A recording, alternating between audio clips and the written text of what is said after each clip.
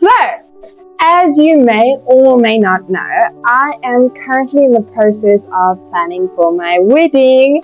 I am so excited. There is just so much to do though. So let me take you through just a little bit of what I have been doing. Okay, so let me take you basically through everything I've used, which has helped me incredibly for my wedding planning. The first thing I created was a wedding list. I went through possibly every single person I could possibly imagine that needed to come to my wedding, and I went and marked them down. I then connected my bridesmaid of honor, Catherine, to this Google Sheets so that she could be able to edit it. Then Catherine sent out my wedding invite. Now this is very important. The reason I've done it separately, the wedding invite and the reception invite. The wedding invite is sent out by your bridesmaids of honor, and the reason for that is because it takes it off your plate. People are like, oh, can I bring this one? Oh, can I bring that one? Can I do this? Can I do this? It takes it off your plate. It makes it so much more simpler, so much more easier, and it takes the weight off of your plate. It puts it onto your bridesmaid plate, and that's an actual role that she can fit into and do very well. And you know what? You can still keep an eye on it and see, okay, how's things going? Reminder, hey, you know what? It's been a while since we sent those invites out. Can we just maybe send a message out to everybody saying, hey, just checking in once again to see where you're at in the process. So this really, really, really works and really helps out. Plus, then it makes your reception guest feel personalized. They feel a lot more loved and a lot more cared for. And so that's what I was really trying to get to, especially because the people that are going to our reception are people who are flying in or who are literally coming from across countries or very far away to be at our wedding. And so we wanted to love them and care for them especially. And most of those people are family members that are going to be coming and doing that. Okay, so generally what you'll have is you are doing all of the planning, you are doing all of the preparation, so you are in direct link with the place that you're going to be doing your reception. And so what I find is better is if you are sending out the reception messages personally to each person that you plan on having at your reception. Obviously, the higher the number, the harder this is, but because my reception isn't going to be that big, I can actually personalize the message to the people I am sending and make it very direct and very clear. For example, at my reception, we have a very set limit of guests that we are having, so no kids are allowed. You will be paying for your drinks, for example. So if people want to drink alcoholic drinks, they are more than welcome to drink their alcoholic drinks, but they're paying for it on their own card or cash. So it's not going to be an open bar, if that makes sense. Make that all very clear. If you are having a specific main meal, like I am, then this is the opportunity for you as the the fiance, to go ahead and be like, okay, chicken or beef. So in our main meal, we are having a starter, we are having a main meal, we're having dessert. So we're going to be like, for the main meal, chicken or beef. And then as those responses come through, I can also say, hey, if you have any dietary allergies or anything like that, just let me know. I'll put it on the side. So for example, I know for a fact one of the guests are diabetic, so I've just put that in brackets. Then once I've gotten this list complete, and this list you get earlier than your wedding list. So once this list is complete, I can submit this to the catering organization and they will carry it through and they'll be able to do all of it for me. Okay, so this is, for example, our wedding invitation. It's very plain, very simple, just gives the date of the wedding, it gives the place where our wedding is at, it has the time on it, and then it also has the RSVP. Now it's so important that people RSVP. Why? Because then you'll get the extra information. If you wanted extra information, then you will RSVP. So let me show you what happens after this message is sent out. So I've broken it down for my bridesmaids, so I'll just basically explain it. After this message is sent out, my sister, who is my bridesmaid of honor, basically replies to people, and she's like, hi there, thank you so much for RSVPing. This way we know for a fact that you'll be coming. Now here's the details of our wedding. Now for my wedding, we're doing a bring and share wedding. And so this really helps to let people know. So I'm like, okay, you've RSVP'd, you can join the RSVP WhatsApp group. So there's a WhatsApp group that they can join where they'll be able to get all of this information just once again. So they'll be able to connect with everybody again. Once you join the group, you'll see the following welcome message. So every time somebody joins the group, I like to send out the same message, just basically welcoming everybody and running them through the details for the day, so that everybody is also on the same page and it doesn't like overlap or interfere with anything. And so this is basically the message that gets sent out. So on the Ever After group, it basically just says this. It says, hello everybody, welcome to our RSVP group for the Ever After wedding. Kyle and Caitlin, beyond excited for the big day.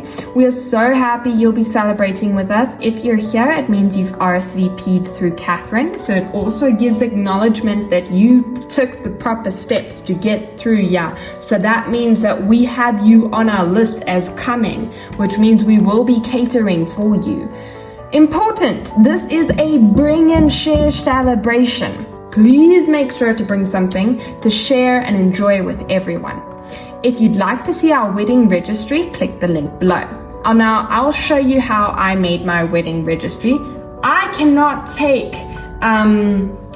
take the glory for this wedding registry idea. This was another friend who I went to their wedding and they had this idea and it was amazing and incredible, worked really well, and so I did that. But then Carl also said, if you'd prefer to contribute monetary gift instead, here's Carl's APSA account details. And then we also put the account details there for the gift. Thank you so much for being a part of our celebration. We love, support, yummy contributions mean the world to us. And it really does. You've also got to acknowledge that people who are coming to your wedding are coming because they love you. They want to see you create this holy matrimony together.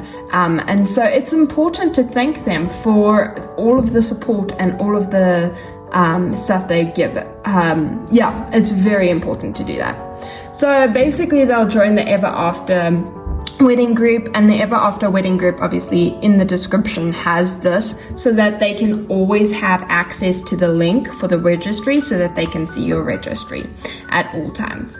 So now I just want to also quickly just show you what the registry looks like. So I'm going to load in here.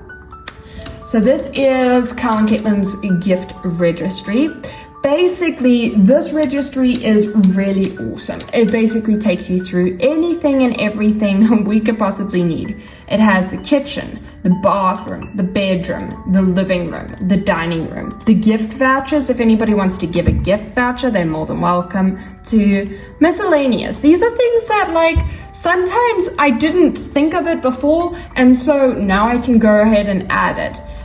So for stage 1, you basically go through like basically who is part of your wedding planning. So this is your bridal party, both the men's side and the lady side. You also include your parents in it. Your parents play a big role in the wedding. They might not play a massive role on the day. However, they are your parents. They give birth to you. They love seeing this growth between the two couples. And so it's so important to include them in that, because then also I know that there's a lot of people out there who is like, oh, but my mom wants so much control over this, and and his mom wants so much control over this. This clears it up. I tell you what, you bring your wedding plan before them and you say, this is what we have discussed, this is what we want, this is how we're going to execute it. It keeps it plain, simple. They can't argue because you've already thought through everything, and so it just helps clear things up. and leave space for questions at the end. And the reason for this is because it allows people to feel open and free about, hey, I had this idea in my head, can't you do this? And instead of saying, no, I don't like that idea, I'm not doing that, say, I'll take it into consideration, me and your fiance will talk it over. That way, if you don't like it, you can just say, well, me and my fiance chatted it over and it doesn't really work in the place that we are currently, in the order of the service that we're currently setting up. So it works out very nice. Also, put your parents in charge of things. So, for example, my mother-in-law-to-be is in charge of flowers and stuff. That really gives her a role to be able to help out in the wedding. All your parents want to do is really help you guys make success of a wedding. And so if you give them a role, it really works out. So my mother-in-law is in charge of the flowers on the day. I know that I don't have to worry about the flowers, and it's not going to be on my plate to go running around and getting flowers for the morning, for my bridesmaids, my groomsmen, for their toppy, for the tables, for myself. I know that I don't have to worry about that because my mother-in-law has that.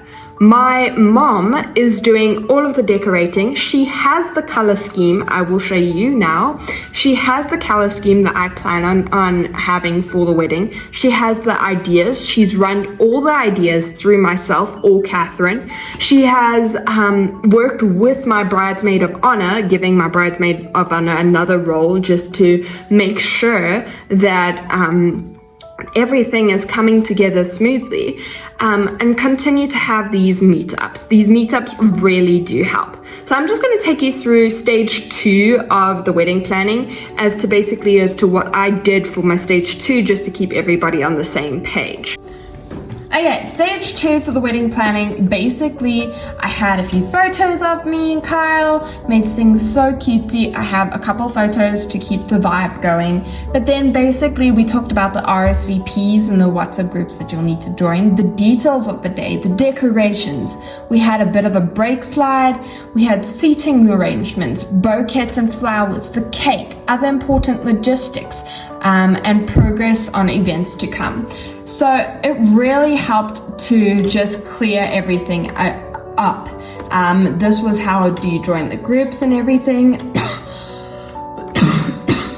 This is the details of the day. So basically I ran through morning preparation, ceremony, grand exit, Bryn and Cher, bridal party departures, photos of Chet and Shiloh, reception at the Chet and Shiloh day. I ran through every single hour of the day. Why is that important? Well, it's so important because when it comes to the day, things overlap, and it is guaranteed to overlap.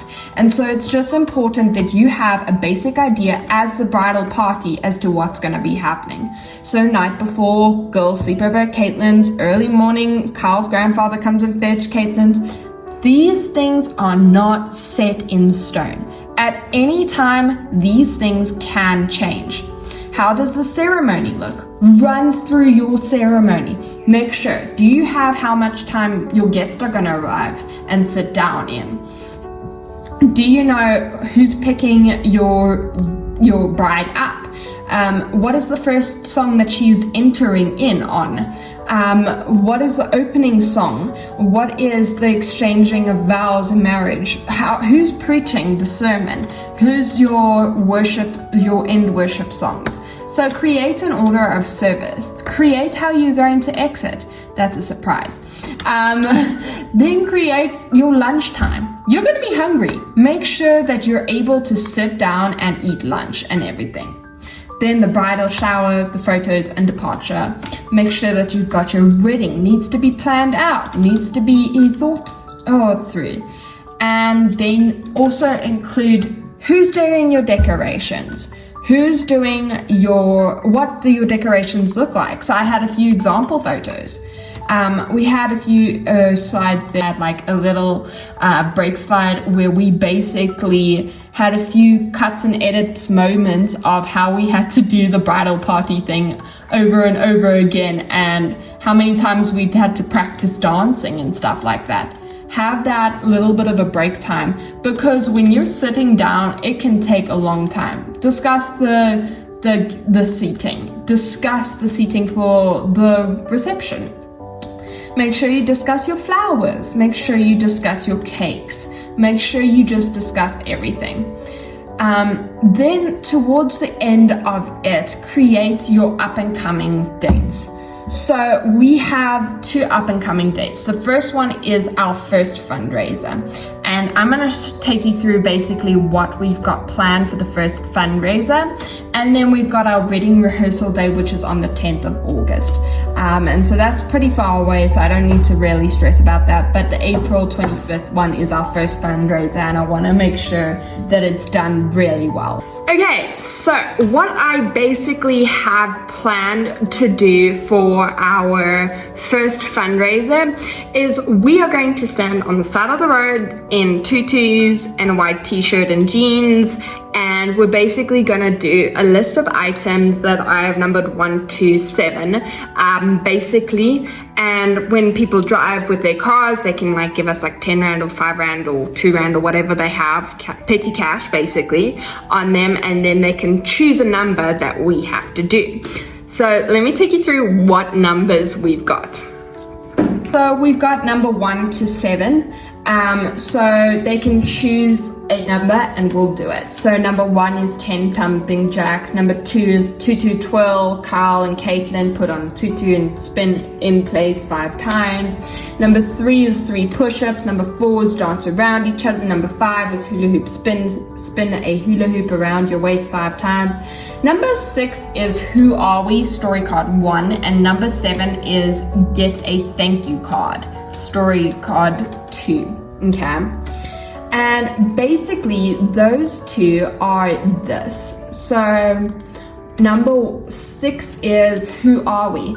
And basically the stranger can get a little card about a 4 size, no, a 5, a 6 size probably, a 6 size, where it basically tells them like, how did we meet? Well, we met at Benoni Baptist Church, where Carl first noticed Caitlin wearing a purple dress. For him, it was love at first sight. Caitlin, however, was completely unaware, until at a park run at a Botsi Dam, while Carl offered her a piggyback ride because she was tired, and that was the moment she finally got the hint and the rest is our love story.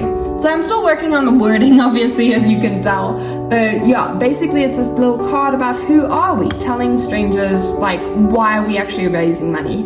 Or you can just get a thank you card and we can say we're truly grateful for your kindness and generosity.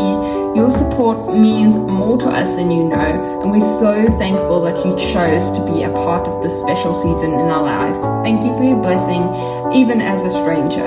It really does mean the world to us. With love, Carl and Caitlin. And that's also very cute for a card too. Yeah, I have labeled them. You won't be able to see it, but I have labeled them card 1 and card 2 so that on the day I don't get confused. But yeah, that's basically what I have done so far. And that is my wedding rundown as to what I've done so far from the admin side of things. From the physical side of things, I have gotten so much done. We've got paper planes that we're currently folding. We've got wine bottles that we're collecting with this beautiful pattern on the outside. I've got the dress, so I'm so excited. We're trying the cupcakes, we're trying the shoes. So from the physical side of things, we're still a little bit behind on things, but for the admin side, we are so far ahead and we're doing really well. And I'm going to be planning stage 3 soon for my next meeting, but I'm also going to be planning the fundraiser, and I'm sure that you guys like to see us do the fundraiser. So please follow along if you really like this series, this time and this period of time that I'm going through, and let me know if you're interested in more content about wedding and wedding planning.